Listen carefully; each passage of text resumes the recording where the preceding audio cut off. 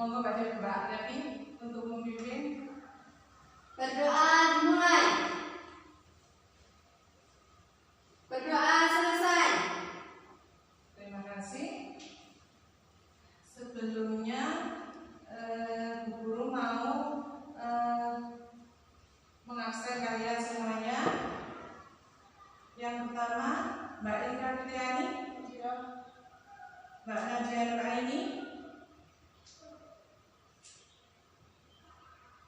Kin Ilaini Maulidia, Mbak Rizka Febriana Devi, Salsabila Fitrian Mursadita, Nurul Marifah, Mbak Revi Novita Nasari, Mbak Titin Fitria,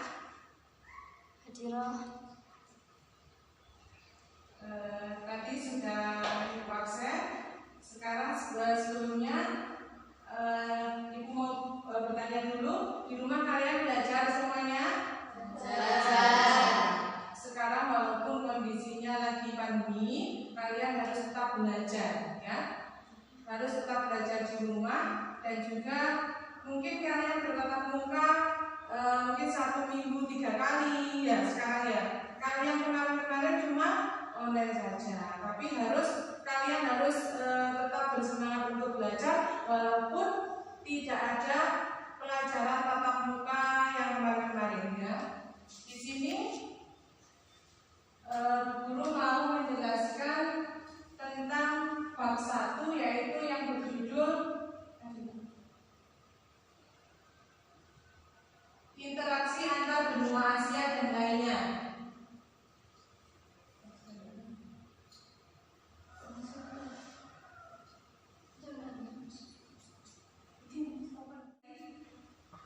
Interaksi antar benua Asia dan lainnya.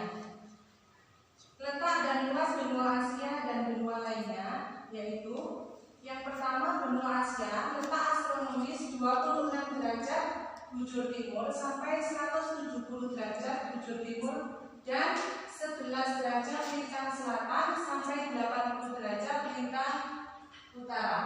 Luas benua Asia yaitu 44 juta kilometer persegi. Yang kedua, saya akan menjelaskan benua Afrika, terletak pada 17 derajat bujur barat sampai 52 derajat bujur timur dan 35 derajat lintang utara sampai 34 derajat lintang selatan. Luas benua Afrika yaitu 30.290.000 kilometer persegi. Yang ketiga yaitu benua Amerika. Benua Amerika terletak pada 170 derajat bujur timur sampai 35 derajat bujur barat dan 83 derajat lintang utara sampai 55 derajat lintang selatan. Luas benua Amerika yaitu 57.100 km. Yang selanjutnya yaitu benua Eropa. Benua Eropa terletak pada 9 derajat bujur barat sampai 60 derajat bujur timur dan 35 derajat lintang utara sampai 80 derajat lintang utara. Luas benua Eropa yaitu 10.355.000 km persegi. Yang terakhir yaitu benua Australia. Benua Australia di sini terletak 113 derajat bujur timur sampai 155 derajat bujur timur dan 10 derajat lintang selatan sampai 43 derajat lintang selatan. Luas benua Australia adalah 8.945.000 km persegi. Tadi sudah saya jelaskan letak dan luas benua Asia, yaitu yang paling besar di antaranya yang mana, anak-anak? Ayo, yang paling besar benua apa? Benua Asia. Yang paling kecil?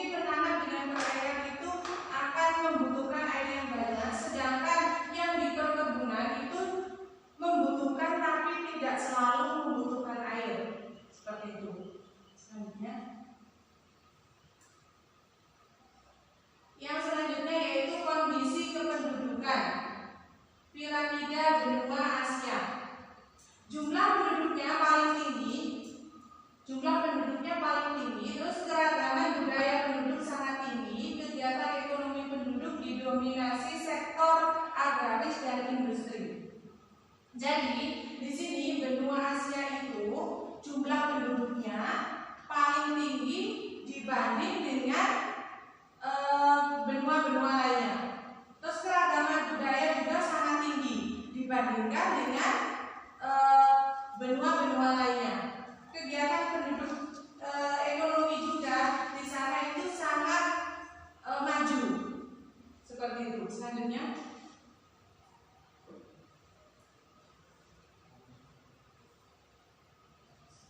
di sini di negara Korea Selatan terdapat titik tertinggi di halasan dan pegunungan Taiba, memiliki hutan tropis di sepanjang pantai selatan dan Pulau Jeju.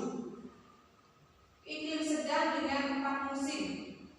Di sini ada yang tahu tentang mungkin negara Korea Selatan? Belum ya? Terdapat titik tertinggi di halasan dan pegunungan Taiba. Berarti di Korea Selatan ini terdapat titik tertinggi di pegunungan Taiba, memiliki hutan tropis di sepanjang pantai dan Pulau Jeju juga. Selanjutnya, kondisi alam benua Amerika. Di sini yaitu di negara Amerika Serikat memiliki iklim sedang dengan 4 musim. Yang kedua, topografi sangat beragam seperti pegunungan, gunung, dan gletser. Kenampakan alam yang terkenal Sungai Mississippi, air terjun Niagara, dan lembah Grand Canyon. Selanjutnya, yang selanjutnya yaitu di negara Chile, negara terpanjang dan tersempit di dunia, yaitu negara Chile. Terus kenampakan alam yang terkenal yaitu Gurun Atacama. 2/3 bagian utara Chile terletak di atas lempeng Nazca. Jadi di sini dijelaskan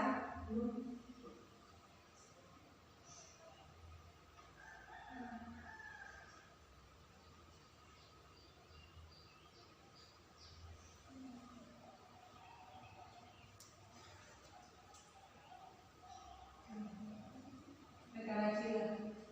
Oke. Misalkan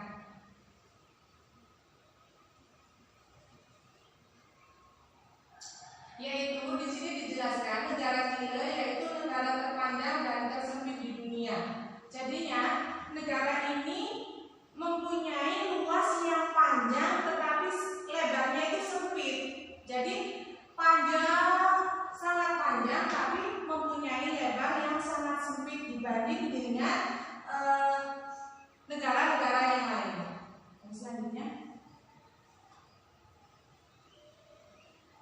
kondisi Amerika Utara. Kondisi di negara Amerika Utara, di benua Amerika Utara maksudnya, didominasi oleh negara-negara maju seperti Amerika Serikat dan Kanada. Laju pertumbuhan penduduk rendah dan perkembangan teknologi sangat maju.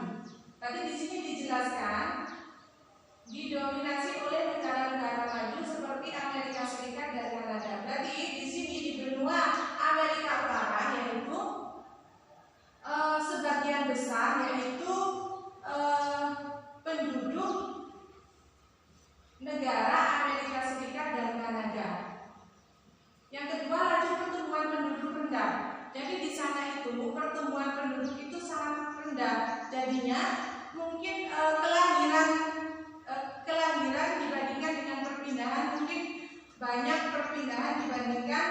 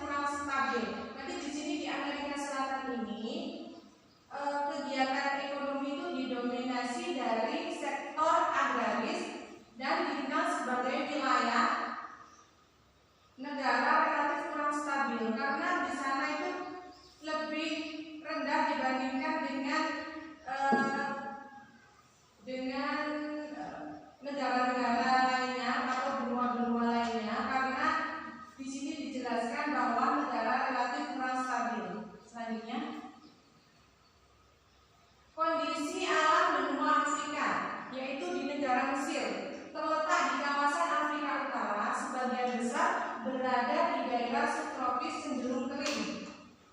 Berarti di sini dijelaskan di negara Mesir itu di kawasan Afrika Utara sebagian besar berada di daerah subtropis atau cenderung kering. Jadinya di sana lebih sering kemarau daripada musim hujan. Karena mungkin kalau untuk menanam tumbuhan-tumbuhan sangatlah sulit karena jarang musim hujan, lebih banyak musim kemarau. Yang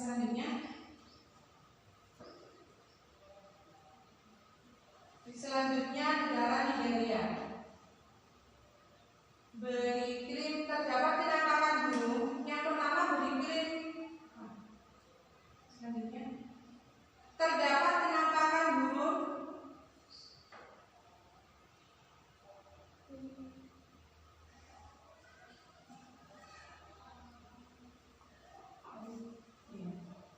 di negara Nigeria. Terdapat penangkapan gurun pasir, padang rumput, gunung batu, dan rawa-rawa. Terdapat di Sungai Niger. Di sini berarti negara Nigeria ini terdapat penangkapan gurun pasir, padang rumput. Di sana juga ada padang rumput, terus kayak pasir-pasir seperti bukan sama dengan seperti yang di Indonesia kan mungkin di bawahnya itu tanah, tapi kalau di sana itu pasir yang sangat panas sekali. Padang rumput juga ada, tapi bukan seperti di negara Indonesia. Contohnya seperti itu, gunung batu. Di sana itu ada gunung tapi bukan seperti di Indonesia. Kalau di Indonesia itu gunungnya itu banyak pepohonan dan kayu-kayu mungkin. Tapi kalau di negara Nigeria ini cuma ada rumput dan batu saja. Ayo selanjutnya.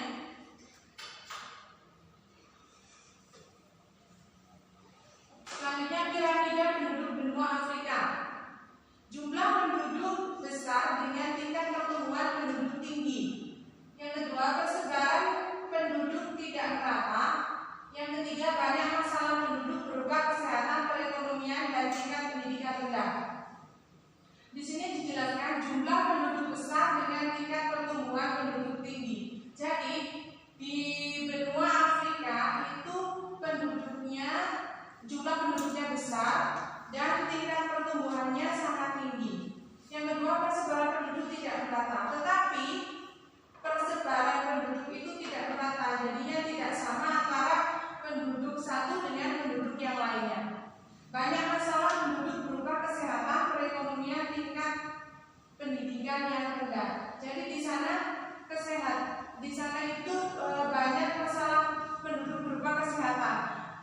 Jadinya seperti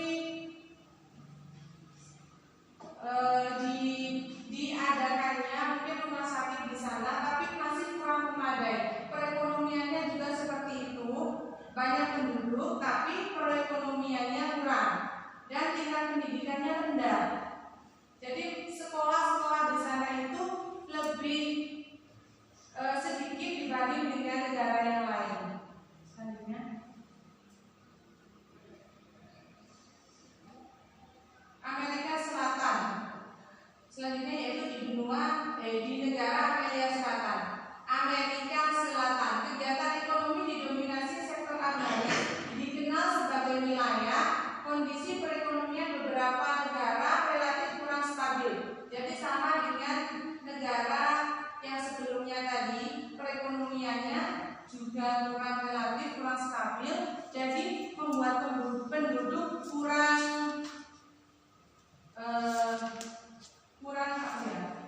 mungkin kurang mempunyai pekerjaan atau pemasukan mungkin yang digunakan untuk sehari-hari. Selanjutnya,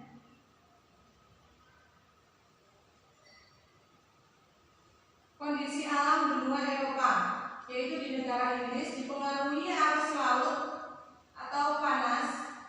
laut panas yang sejuk. Daerah ini subtropis terletak di dangkalan Eropa sehingga menjadi pulau posisi netral.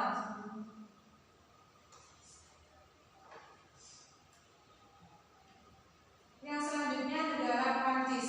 Sebagian besar daratan di Prancis merupakan dataran rendah. Terdapat cekungan yang dikenal sebagai Masif Sentral. Benua Eropa. Di sini selanjutnya benua Eropa terjadi fenomena aging population. Tingkat pertumbuhan penduduk rendah, tingkat kesehatan perekonomian dan pendidikan penduduk yang relatif baik, banyak negara maju. Jadi di sini dijelaskan kondisi penduduk benua Eropa seperti yang sudah saya bacakan tadi, yaitu tingkat pertumbuhan penduduk rendah, tingkat kesehatan perekonomian dan pendidikan penduduk yang relatif baik, banyak negara maju. Benua Australia. Yang selanjutnya benua Australia, kondisi alam terdiri atas 3 zona, yaitu dataran rendah, tengah, timur, dan plato berat besar. Iklim tropis, subtropis, gurun, dan iklim laut sedang. Terdapat penampakan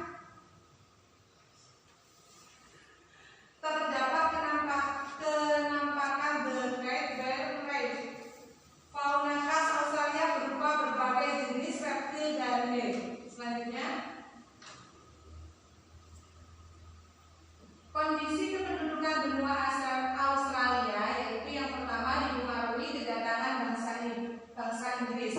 Yang kedua, perekonomian, perkebunan, perindustrian, dan jasa. Yang ketiga, pertumbuhan penduduk lambat. Jadi di negara Australia ini pertumbuhannya penduduk sangat lambat dan perekonomian perkebunan, perindustrian, dan jasa. Jadi di sana perekonomiannya lebih dianjurkan ke perkebunan, perindustrian. Selanjutnya sudah. Terima kasih. Mungkin dari anak-anak dari materi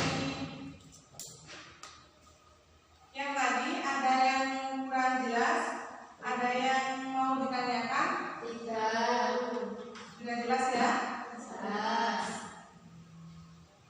Yang selanjutnya guru mau memberi PR kepada kalian. PR-nya belajar saja di rumah ya, belajar membaca dan belajar mungkin membaca terus menghafalkan materi-materi yang disampaikan oleh kita tadi. Nanti selanjutnya akan diadakan ulangan harian ya. Mungkin itu dari Bu Guru, ada kurang lebihnya mohon maaf.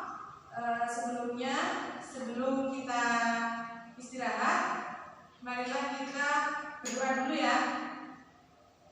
Ya, berdoa dulu. Monggo dipimpin ketua kelasnya, Pak Rabi. Berdoa di